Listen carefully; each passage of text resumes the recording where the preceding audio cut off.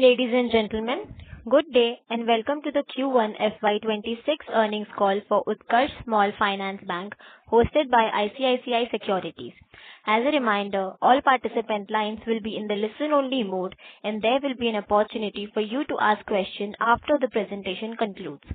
Should you need assistance during this conference call, please signal an operator by pressing star, then zero on your touchtone phone. Please note that this conference is being recorded. I now hand the conference over to Mr. Ranish Bhuva from ICICI Securities. Thank you, and over to you, sir. Yeah, thank you. Good afternoon, everyone, and welcome to Utkarsh Small Finance Bank Q1 FY26 earnings call. On behalf of ICICI Securities, I would like to thank Utkarsh management team for giving us the opportunity to host this call. Today, we have with us the entire top management team of Utkarsh, represented by Mr. Govind Singh, Managing Director and CEO, Mr. Pramod Kumar Dubey, Executive Director, Mr. Sarju Kumar Praveen Samaria, CFO, Mr. Amit Acharya, Chief Risk Officer, Mr. Vivek Kashyap, Head JLG Sales Microbanking, and Mr. Saurabh Ghosh, Head Consumer Banking. I will now hand over the call to Mr. Govindji for his opening remarks, and then we'll open the floor for Q&A. Over to you, sir. Thank you, Ranish. Thanks always for hosting this call. Thank you very much all the investors for taking time to join this call. Thank you everyone for taking the time to join us for our quarter one FY26 earnings call. The first quarter of FY26 commenced amid the impact of two pivotal forces. First, the full-scale implementation of MFIN Guardrail 2.0 from April 1, 2025, and second, the lingering impact of elevated delinquencies carried over from FY25. You are aware Guardrail 2.0 introduces caps on borrower level leverage, restricting microfinance customers to no more than three lenders. While this framework is essential for long-term portfolio health, it did impose a temporary pause in the nascent recovery of collection sentiment that we had observed even in FY25. The immediate effect was that our overdue buckets remain elevated longer than we had anticipated initially, reflecting both the guardrail adjustment process and the residual stress embedded in the portfolios. While JLG business headwinds are there, our non-JLG portfolio sustained good momentum, growing 39% year-on-year and 2% quarter-on-quarter. The moderation in overall loan growth book was driven almost entirely by the contraction in our JLG book, which declined by 7% during the quarter. Conversely, the share of secured loans within the overall loan book increased to 45% as on June 25 from 35% as on June 24 and is likely to increase further. On the liabilities front, total deposits registered marginal decline of 0.4% quarter-on-quarter. However, we delivered 18% year-on-year growth in total deposits, driven by strong traction in retail term deposits, which grew by 34% year-on-year and 10% quarter-on-quarter, while our CASA deposits increased by 22% year-on-year, resulting in improved CASA plus RTD ratio of 74% as on June 25 from 67% as on June 24. During quarter 1 FY26, we intentionally calibrated deposit accretion to align with our moderated disbursement run rate and maintained a strategic focus on achieving sustainable and consistent deposit growth, driven by a well-diversified and granular low-cost retail deposit portfolio. The bank continues to enhance its digital and fintech capabilities through both direct initiatives and strategic partnership, contributing to a higher deposit mobilization and cross-sell opportunities. We maintain a strong presence through our general banking branches across the top 100 centers of the country, predominantly located in metro and urban locations. With our newly launched branches getting matured and ramped up, we remain optimistic about margin improvement and overall business scalability, with strategic focus on improving product per customer, higher wallet share, customer 360-degree perspective, and digital enablement. Aligned with our strategy, our CD ratio declined to 83% as on June 25 against 93% as on June 24. And after netting off refinance borrowing from advances, CD ratio declines to 76% as on June 25. In line with RBI repo rate cuts, we have trimmed interest rates for savings as well as for retail term deposits, These calibrated actions are expected to drive a gradual reduction in our overall cost of funds. With respect to JLG loan book, we are cautiously charting a path towards long-term stability over short-term expansion. As we continue to focus more on collections, it has slowed down loan disbursement, resulted in a decline in JLG loan portfolio by 7% during the quarter, though the fresh NPA slippages reduced during Q1 FY26. We are working on back-to-basics programs, imparting training to newly inducted frontline staff about center meeting processes and new customer acquisitions, implementing stricter screening processes and greater client connects. Through a more disciplined lending approach, we are already focusing on streamlining the portfolio growth. While the impact may likely to persist for some time, the business is expected to stabilize in next few months and better collection efficiency is anticipated by then. We see significant growth potential in microbanking business loans, MBBL, considering the large base of JLG borrowers and our MBBL penetration level of less than 5%. MBBL portfolio grew by 29% year-on-year, comprises 10% of our MB loan book. Focus on graduating better profile JLG customers with good repayment track record. This portfolio is behaving much better on collection efficiency and asset quality. Accordingly, MBBL portfolio is expected to grow faster henceforth. We are seeing healthy traction in our non-JLG loan portfolio with our deepened focus on secured asset businesses. MSME loan portfolio expanded by 46% year-on-year to 4,001 crore, optimizing disbursement yield which improved by more than 150 basis points over same quarter last year. Within this, we are also seeing steady growth in micro LAP portfolio, wherein disbursement yield is around 18%. We see good growth potential for this product in our geography and give our strong franchise. Housing loan portfolio grew by 30% year-on-year to rupees 929 crore. Disbursement yield also improved by more than 40 basis points over same quarter last year. CE and CV loan book increased by 17% year-on-year to 1179 crore. Within this, we are focusing on increasing share of used vehicle loans. Its disbursement share increased to 30% for Q1 FY26, which was around 5% during Q1 FY25. We are strengthening our presence in BBG lending. Entire portfolio is secured against immovable collateral. This book grew by around 48% year-on-year.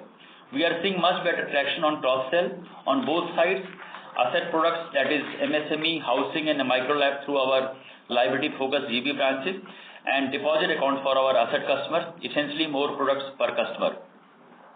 The overall gross loan book registered moderate growth of 2.3% year-on-year, primarily impacted by a sharp decline in the JLG portfolio.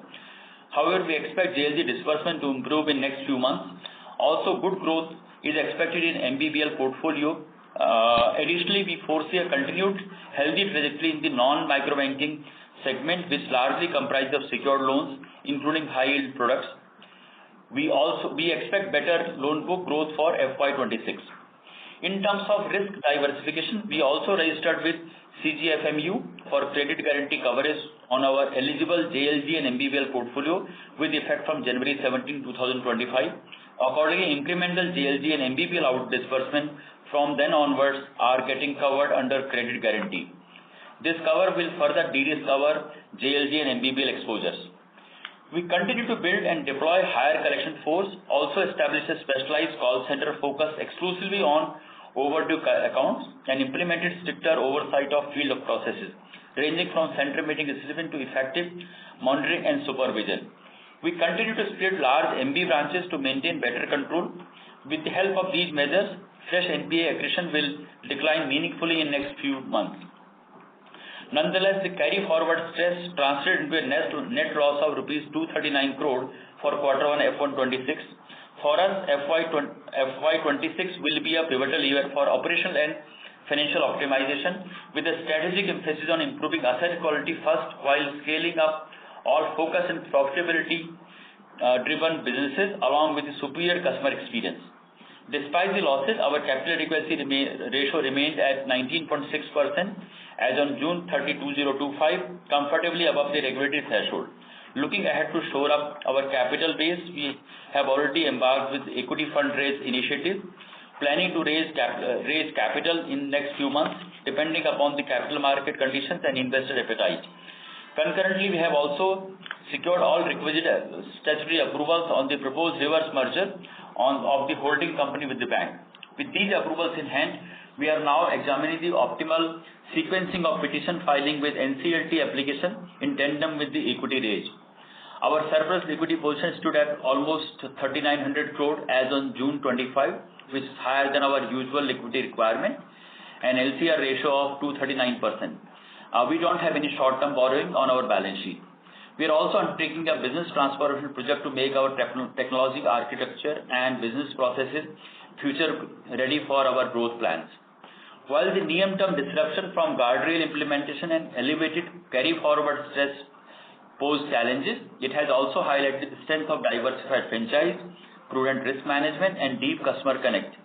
Through decisive actions, strengthening our collection framework, optimizing funding costs, shore up capital, and scaling up digital and secured lending initiatives will gradually lay a solid foundation for sustained improvement in asset quality and a steady balanced growth trajectory for months ahead. Thank you once again, and now we open this discussion for question and answers. Thank you. Thank you very much. We will now begin with the question and answer session. Anyone who wishes to ask a question may press star and one on their touchtone telephone. If you wish to remove yourself from the question queue, you may press star and two. Participants are requested to use handsets while asking a question. Ladies and gentlemen, we will wait for a moment while the question queue assembles. The first question is from the line of Jay Chauhan from Trinetra Asset Managers. Please go ahead. Good afternoon and thank you for the opportunity. Am I audible? Yes, you are audible. Yeah. So, sir, I just have two questions. One, management provided optimistic guidance for Q1 FY26 recovery, but the results showed further deterioration. So, what went wrong with the projection and how reliable are your current recovery timelines? Sorry, can you just repeat? We couldn't hear properly. Can you just repeat your question? Yeah, sir. So I was saying that management provided optimistic guidance for Q1 FY26 recovery, but the results showed further deterioration. So, what went wrong with the projections and how reliable are your current recovery timelines? That was my question, sir. Yeah. So, in case of, I think we are referring to especially to JLG because that is not there is no impact on the any other portfolio. In case of JLG, there was one more point of guardrail 2.0 of MFIN, which got implemented from 1st of April. And I think the industry also expected that there may not be much impact, but in first 2-3 months time, we saw there was a higher impact more than anticipated. That may be true for, overall, the JLG overall portfolio. So when initial guardrail came from MFIN, they put 4 lenders cap, and from 1st of April 2025, they changed it to 3 lender cap. Because of that, we saw some more, you can say, slippages or little elevated credit cost during this quarter. And you must have seen that is more or less that is industry phenomena. I think anticipation was that it will not have that much impact, but the actual impact was little higher than what it was there. You must be aware that guardrail they start from the 1st August 2024, and first tranche was August. Then in January 1, 2025, some more changes, and final changes happened from the 1st April 2025, and they had a little more impact. And that mostly the reason. We don't expect any such thing to happen from MFIN or from any of the regulators. Whatever was to be done, that has been done, and we have seen the impact so far. And now I think, of course, it's a matter of time, but I think recovery should start happening from here. Right, sir. Understood. And so my second question was the collection efficiency has collapsed from 96.2 to 82%. What specific operational changes are being implemented to restore this discipline and improve collection? So there have been small change or small reduction in the overall collection efficiency for sure. Even in the X bucket there are some decline, and as we mentioned in our opening remarks also, I think customer connect and all the overdue customers we are able to connect all the overdue customers through various channels, right from our own business team which goes to field. Then we have the large collection team of more than 800 people, that is the collection team, and then we have also through the call centers we approach these customers. So I think you can see the efforts have been intensified now, and that is also causing some decline where we are not able to do disbursement to that extent, because entire focus is right now on the collections part as far as the JLG is concerned. So we have initiated a lot of new things, and the tracking and supervision part has also been improved. We have got a lot of teams which are in place at the regional level and zonal level, which is able to track the customers as well as the client. So I think we have initiated a lot of things as far as the overall collection is concerned, and that certainly should yield results in days ahead. Good, so that's it from my side. Thank you. Thank you. Thank you. A reminder to all participants, you may press star and 1 to ask a question. The next question is from the line of Deepak Poddar from Sapphire Capital. Please go ahead. Yeah, am I audible, sir? Certainly, yes. Please go ahead. Okay, yeah. Thank you very much, sir, for this opportunity. So just wanted to understand first on the provisioning part. Now you mentioned that we have seen the impact, and going forward recovery you expect to start happening. So how should one look at credit cost going forward? I mean, currently I think we had about 411 crores kind of a provisioning. So how should one look at incoming quarters? So, as just mentioned, with the interventions that we are doing in terms of collection, in terms of headcount, in terms of bucketing, focus, I guess the quarter two by and large will be the similar type, but quarter three onwards we should see a drop down. Okay, so for third quarter onwards, we expect some decrease in credit cost. Yes. And is there any timeline by when we can expect some kind of normalcy? I mean, by when we can expect normalcy in credit cost? So as CFO mentioned that we are certainly seeing a reduction in the overall pain. What we can we can use the word, but normalcy can happen once our regular collections reaches 99.5%. I'm talking the X bucket. And currently as on date it's very difficult to pinpoint, but as you mentioned, next 3 to 4 months time we should be able to reach that level. That is what is our estimate right now. No, reach that level in the means you are talking about normalcy level in 3 to 4 months. Yeah, so normalcy will have two things. One, the X bucket collections being on regular basis at 99.5%. That is one thing. And maybe 99% upwards, in fact, that is what should happen. Plus, in terms of disbursement, obviously now the disbursement will not be the type of disbursement which used to happen earlier, but disbursement where we are able to, our portfolio doesn't degrow and portfolio growth starts happening. I think that is what we expect. That is the second leg of the overall normalcy. Again, that is again our anticipation is around 3 to 4 months from now. That So portfolio will not degrow. On a conservative side, by fourth quarter, one can expect some normalcy to resume. I mean, in terms of credit cost and in terms of growth. Yeah, in both terms, as in collection, credit cost, what you mentioned, and also portfolio stability and portfolio starting not declining and growing. In fact, towards the quarter three, and I think that is what we can expect. Quarter three and then quarter four beginning. Quarter three and quarter. And now in the third quarter, 1 month have been passed. I mean, July month. So how has been the collection efficiency in micro banking? I mean, which has reduced to 82% as of first quarter. So how do you see your collection efficiency as on in last 1 month? So we have seen almost entire last 4 months, even June and July, we have seen almost similar type of trajectory as far as JLG business is concerned.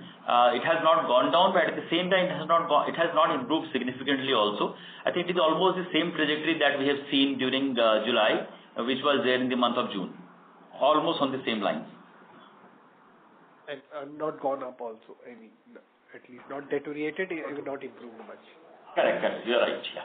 Okay. And how should one look at growth for this year? I mean, we expect a single-digit kind of a growth, muted growth this year because of all these issues we have. So growth, as I mentioned, we because of little uncertainty still remains there in JLG, we are not able to give any specific guidance. And JLG, because we have seen degrowth in the portfolio, so I think you yourself asked about the normalcy or when disbursements start picking up. Some assessment we have done. Maybe I can give a better guidance on the non-JLG part. Non-JLG we are sure about, or certain about 30% plus growth as far as non-JLG book is concerned, other than JLG. JLG, right now giving a specific guidance on the growth of JLG will be difficult, but non-JLG around 30% plus is what we can guide to the investors. Okay. And just one last thing from my side. Now you mentioned you have started the CGFMU coverage. So how much percentage of portfolio currently we have and how much we intend to cover over the period? So as far as intention is concerned, we'll cover the entire portfolio. I mean, it's a matter of time. As and when new disbursement happens, this gets automatically covered. Almost close to 95% plus because it's only the direct agriculture which is not covered. And normally for JLG, direct agriculture is a very small portion. Indirect agriculture is anyway covered. Even most of our microbanking business loans is covered under that. So whatever is the new portfolio we are creating from middle of January, that is getting covered automatically under this. I may not have the exact details of how much is already covered, but whatever disbursement are happening from the middle of January under JLG and under MB business loan, they are getting covered under the guarantee scheme. Fair. That's very clear, sir. I mean, that's very helpful and all the way best to you. Thank you so much. Thank you. Thanks a lot. Thank you. A reminder to all participants, you may press star and 1 to ask a question. The next question is from the line of Henil Shah, who is an individual investor. Please go ahead. Hello, sir. Thank you for the opportunity. While I do acknowledge that there is stress in MFI, but look at it, our bank, this has been much bigger even. So how can we expect profitability in FY26 or it is a loss year? First question is. I think right now very difficult to talk about this part unless we see the the JLG portion getting normalized. As you mentioned, it will take some time. So currently it's very difficult to anticipate the year for as far as the profitability part is concerned. We will require some more time. Maybe when we come next time, based on Q2, we'll be able to give a better guidance as far as the profitability and the JLG overall growth is concerned for this financial year. Okay, sir. And second question, sir, our operating can we expect operating profit to increase or it is in line similar range for next couple of quarters? So operating profit by logic in terms of disbursement, and as I just mentioned about 30% growth on the non-micro banking. So there are three factors that will lead to better operating profits. One, the growth in the non-micro banking portfolio at a higher yield that should increase your operating profit. Two, your cost of funds are likely to come down. We have already reduced our rates on term deposit and our savings account. We already seen 20 basis point cost coming down on both of these from previous quarter to this quarter. So the cost of funds should lead to further improvement in terms of the operating profit. And in terms of cost, we are steady state. We have done all the platform development. I guess what then is incremental inflation increase in cost. So stability in cost with higher disbursement should see improvement over next 3 quarters, the PPOP or the operating profit. So that is absolutely the execution plan. Okay, sir. Thank you very much, sir. Thank you. Thank you. The next question is from the line of Harsh, who is an individual investor. Please go ahead. Hi, can you please update on the fundraise process? What is the quantum Harsh, and can you timeline? please be a little louder? Can you please share an update on the fundraise process? What is the quantum and what are the timelines that we are expecting? Right. So if you recollect, we mentioned last time, we have already taken approval from the board and the shareholders for a fundraise of 750 crore. I think we will intensify the engagement with the potential investor. We are hoping to do that If not this quarter end, maybe early month after that. That's the timelines we're looking at. We're just waiting for the results, and then now we will intensify the discussions. Okay, thank you. Thank you. A reminder to all participants, you may press star and 1 to ask a question. The next question is from the line of Sagar from Spark Capital. Please go ahead. Thank you so much, sir, for the opportunity. My first question was related to provisioning. I wanted to know what kind of provisions are we, what is the PCR that we are holding in our MFI portfolio?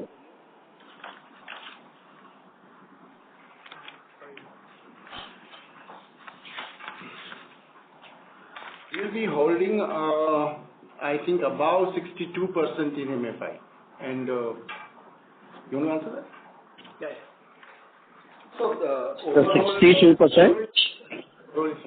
Yeah. Overall is So 59. Out of that, overall unsecured is around. Yes, you just mentioned. Yeah, that is right, sir. so 62% is the PCR for the MFI portfolio, you say? Correct. Overall, the bank level it is 59%, and for JLG it's around 62%. So is it safe to assume that in the next 2 quarters we will be required to do further provisioning because of the accretion of NPAs? Because as far as my understanding goes, you will need to provide higher for the unsecured slippages, right? So already the process is that we provide 40% in the first on NPA itself in case of JLG. So that's why it's already higher on. It's on higher percentage. Obviously based on the collections, I mean we'll have to see what is the additional requirement on quarter basis based on the recovery and this further slippages. So very difficult to anticipate today, but yes, there will be some additional provision for sure in next quarters also. Because for the NPAs that are accrued in the MFI portfolio, if we have done provisioning for 62%, then what my point was that you will need to do at least 100% of you will need to provide 100% for the NPAs that are already there in the microfinances concern. So that is why my point was that you will need to do further provisioning in the next quarters, because all banks and NBFCs have done in the last 3 quarters 100% provisioning for the NPAs that are accrued actually because of this over-leveraging crisis. My second question was related to our diversification. Please go ahead. For the diversification, my point was in the MFI portfolio, our majority of the advances are coming from Bihar and UP. Almost 84% of the loans are sourced from there.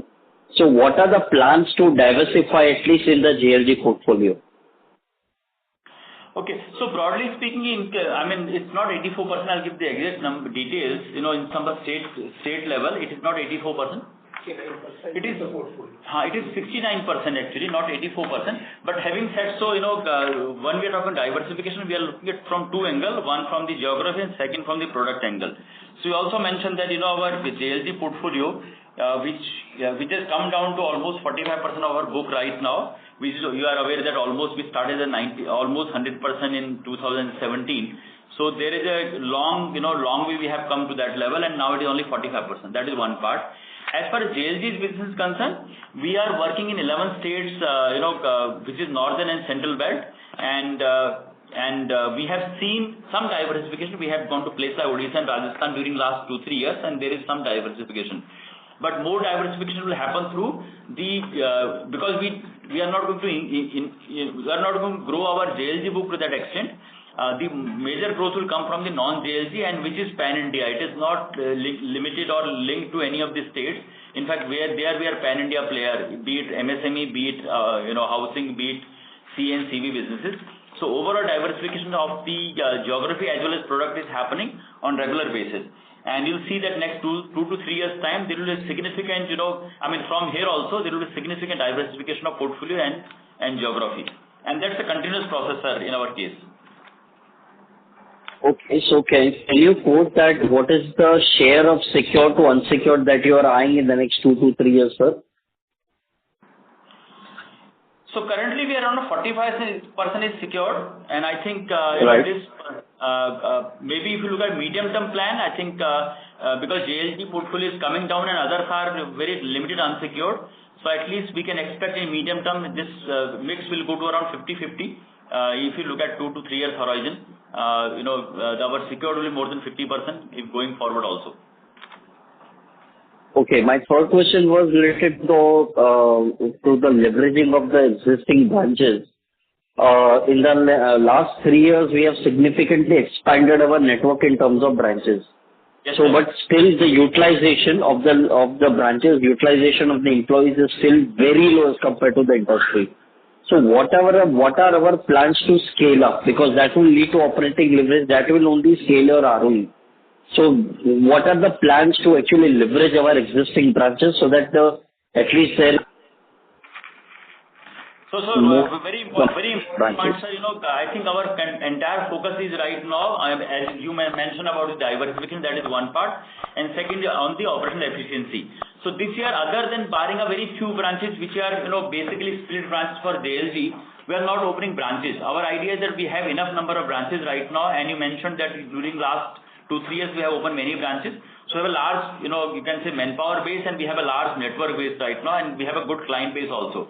And that is what we have started. In fact, we have a big focus on the cross-sell right now. I also spoke when I gave the opening remarks with big focus on the cross-sell part so that our customers are able to get more, accounts or more products from us. So there is a big focus on that, and you'll see a big change because of that. Without expanding the network, I think we'll be able to give more. We will be able to expand our balance sheet, and that is what will be visible, sir. In fact, when we have to expand our other products like say MSME or housing, in fact we keep expanding to newer locations without opening a branch. So that is also keep happening on regular basis. So you'll see that the operational efficiency part will play a big role as far as medium term next 2 to 3 years trajectory, next 2 to 3 years balance sheet, next 2 to 3 years performance of the bank is concerned, sir. That is a focus area for us right now. Okay. Fine, sir. Got your point. My last question was that what is the PCR that we are eyeing for the MFI portfolio by the end of FY26?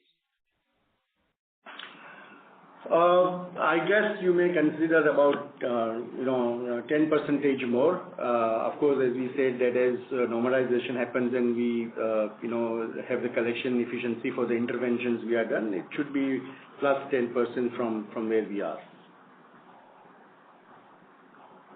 Okay. Fine, sir. Thank you so much, and all the best. Bye. Thank you, sir. Thank you. A reminder to all participants, you may press star and 1 to ask a question. The next question is from the line of Anand Dama from MK Global. Please go ahead. So thank you for the opportunity. In your presentation, it shows that your collection efficiency, excluding the prepayments, has dropped to 82%. Which states are basically contributing this? Is it the Uttar Pradesh, Bihar, or the other states like Karnataka where you have some presence and where you are seeing the drop in collection efficiency? So in our case, there will be some pockets where we might have challenges. And just to talk of Karnataka, actually we are not there in South at all. I mean, we are not in Karnataka, we are not in Tamil Nadu. And all these were, impact of guardrails only. And I mean, the resultant reasons coming out of guardrails. So there was no specific state per se. There might have been some pockets where we might have challenges. So for example, some portion in the Bhagalpur in Bihar or some portion of near Gorakhpur in UP. So there might have been some elevated, we can say collection issues in some of the pockets. But there is no geography specific, there is no state specific in our case. Unlike in some players, it might have been because of some of the states where there have been specific challenges. In our case, largely it is because, the impact of guardrail too. In these pockets also, is it more of economic distress which you are seeing at the borrower level plus the MPIN guardrail, or there is something more to it? Because I think we are also getting closer to the elections. So what basically explains the pocket-wide stress that you are seeing? So sometime it may be specific to some entity also. Suppose have some issues in terms of local level issues, or sometime we might have some staff issues or the distance from your branches issues. So those might elevate these things. And in some pockets last year we had seen there used to be a Karja Mukti Abhiyan or Andolan, what we say. We had some impact in some pockets of Bihar and the Gorakhpur and that belt of UP. So these are very small isolated things, but sometimes they have a impact for a longer period. Sometimes some pockets again there may be some specific issue because of the some natural calamities or those type of things. Again, those are the isolated things. So those might have the region. Sometimes maybe this operational issue with the entity also. As far as elections are concerned, as I mentioned in past also, and I think elections have never impacted the JLG part, and especially in the places like UP and Bihar. And we don't foresee any challenge or anything, on account of this. What generally happens because of elections, there may be some restriction on the local, operational part, movement of cash and those type of things get little impacted during that period. But otherwise, as long as your operations or any impact on the collections part is concerned, disbursement part is concerned, we don't anticipate, and in past also we have never seen that. Right. So secondly, my question was that is it possible to get your C plus lender portfolio in terms of borrowers and also the overall outstanding loans? Number of lenders? C plus lender portfolio. Yeah, 24 to 25% of our customers have more than 3 lenders. So ours plus 3 and lenders. In terms of portfolio, how much is the outstanding loans? In terms of portfolio also is in the similar range, not much difference. And of this 3 plus lenders portfolio, is it possible to tell us like what is into SMA and how much is into NPS? No, at this point of time, it will be difficult to say, but it's certainly more than whenever the number of lenders are lesser. Sorry, I didn't get you, sir. So Anand, I can share the details with you. Maybe I don't have exact full details right now, but I agree that we have the experience where number of lenders, there is a direct correlation between these two things. We have seen it many times, and past also during last almost now it is 1 year. In fact, 1st August the guardrails are put in place, and wherever there are more number of lenders, it has impacted badly. But I don't have the exact data right now with me. I'll certainly share with you offline after this. And sir, third is, do you see any stress in the CVC segment? Obviously, your portfolio is pretty small, but still in that segment, are you seeing some signs of stress? So for last around a year, we saw some, not the way we have seen in some of the things like JLG, but yes, it was little higher than usual, you can say, we had seen, and we had taken corrective actions also. We put little higher, two things we have done. One, we have reduced our, rather 3 things we have done. We have reduced our overall disbursement. In fact, we used to disburse almost 30 to 60 crore. Now it is in the range of 20 to 25 crore per month. So we have reduced that part. Some of the pockets where we thought that these may be vulnerable, we had stopped disbursement in those places altogether. And we have, in fact, some of our sales team people were also moved to that, so that before it goes out of hand, we should be able to control that. And another thing that we have done, we have focused more on the second-hand vehicles or used vehicles, which I spoke in my opening remarks also. It used to be almost 5% or so till 1 year back. Now it is almost 30%. There the losses, because LTV is lower in that case, so losses, or propensity of losses is much lower. So I think these are some of the things we have done so that it doesn't go out of hand as far as the wheels business is concerned. Yes, sir. Thanks a lot. Thanks, Anand. Thank you. A reminder to all participants, you may press star and 1 to ask a question. Ladies and gentlemen, we'll wait for a moment while the question queue assembles.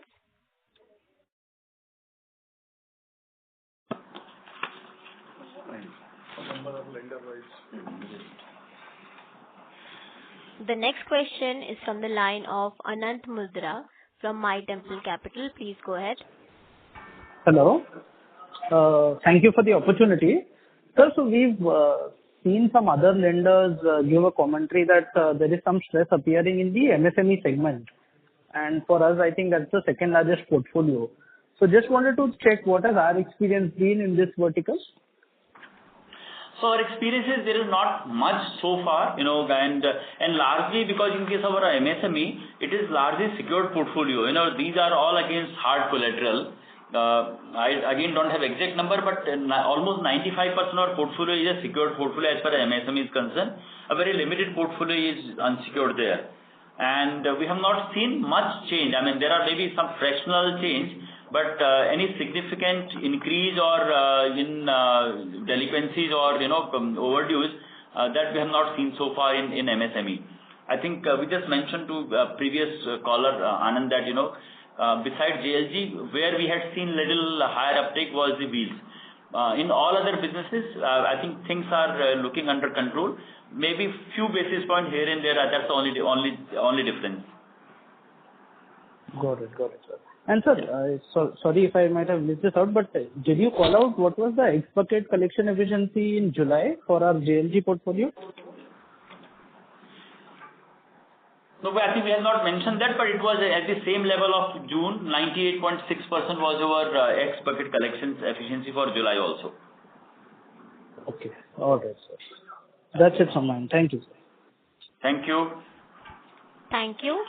The next question is from the line of Henil Shah, who is an individual investor. Please go ahead. Hello, sir. Thank you for the opportunity once again. Sir, so how do we see FY27, if you can guide us little bit, or since FY26 is whatever in profitability or due to JLG issue? So, sir, broadly speaking, as I mentioned, we are not giving guidance only because JLG uncertainty has not gone away completely. But if you look at a medium-term horizon, certainly, the way we have done our liability franchise, in fact, currently we are restricting our liabilities just to not to take too many liabilities because our asset growth has been little lower. So that franchise is working very well. Our asset franchise, other than JLG, everything is working very well. Even within JLG, MBBL franchise is working well, and we have got some other high-yielding products like microlab and those type of things also. Even when we talk of used vehicles in wheels business, that is also giving better yield.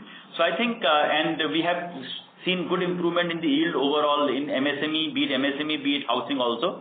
So our, in medium term, we expect that, we should be able to give a 15% plus type of ROE if you look at next 3 years horizon or so, we are confident of giving, that type of ROE on an overall basis, and a good growth of around 25-30% what we expect if you look at a medium term horizon. This year I think is little difficult because of the JLG issues. Okay, however, can I ask one more question? Please, sir. All yours. Thank you. Okay, sir. Since we have registered with CGMFU, are we required to make provision in future so such situation arise, or how means? Can you throw some light on that? So I think the way process operates, maybe CFO can say if I'm not correct. The provision is required to be made upfront. In fact, in case of all guarantee schemes, as and when the guarantee claim become mature, you get claim money, and then you have to net off from the provision you have made. So first time you have to make the provisions. That is my understanding. Sarju? That's correct. Yeah. Okay, sir. Thank you for the opportunity. Thank you, sir. Thank you. A reminder to all participants, you may press star and 1 to ask a question. Let's wait for a moment.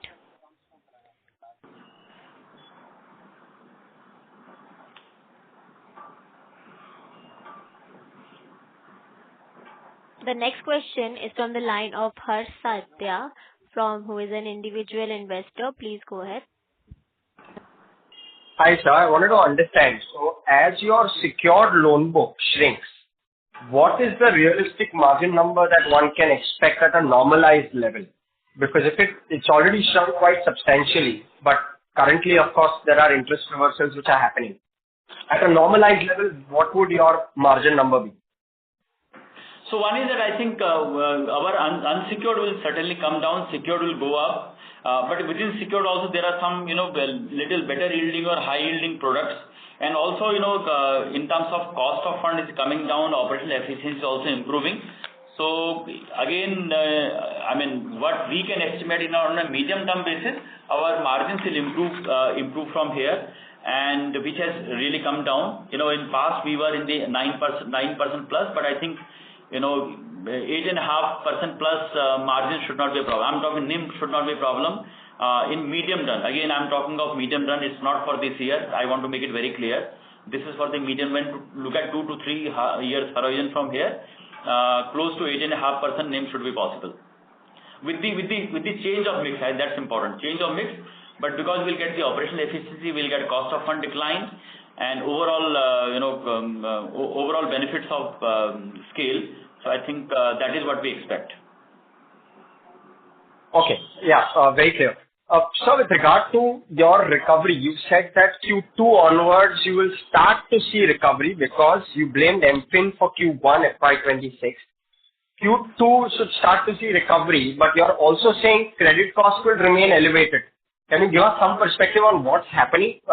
Are recoveries expected in Q2 or Q3 onwards? What should one see? Sir, as we mentioned, whatever NPA we have seen in the past, in the last year, Q3, Q4, and again in Q1. So incremental provisioning would be required to be done. So even when the incremental slippages is on the lower side, we'll have to provide for NPA which is not being collected. So that's why there will be some lag in terms of NPA gross slippages and in actual credit cost in the quarter. So despite a recovery, you will still see a larger credit cost overall, and therefore your credit cost will largely remain flat in Q2. Is that the right understanding and the right way to look at it? Yeah, yes, sir. Yes, that's right. Understood. Thank you so much. That's all from me. Thank you. Thank you. As there are no further questions from the participants, I now hand the conference over to the management for closing comments. Yeah, thank you everyone. Thanks a lot for joining our investors call, and we have clearly mentioned currently, yes, there is a stress in JLG portfolio which we are working on, and we are confident that it's a matter of few months from where things should become certainly much better from where we are today. And our all other verticals, including the non-JLG part, then the liability part, working really well. We are seeing a good traction in terms of operational efficiency part is concerned. Cost of funds are coming down. So I think overall, while currently it might be a stress scenario, but if you look at the medium-term horizon, I think we should be able to do much better on all counts in terms of all the KPIs, all the parameters. We expect to do much better. So once again, thank you very much for joining the call, and NHN team, thank you very much for hosting us. Thanks a lot. On behalf of ICICI Securities Limited, that concludes this conference. Thank you for joining us, and you may now disconnect your line. If you found this video helpful, please like, share and subscribe to Concall India for latest upcoming Concall.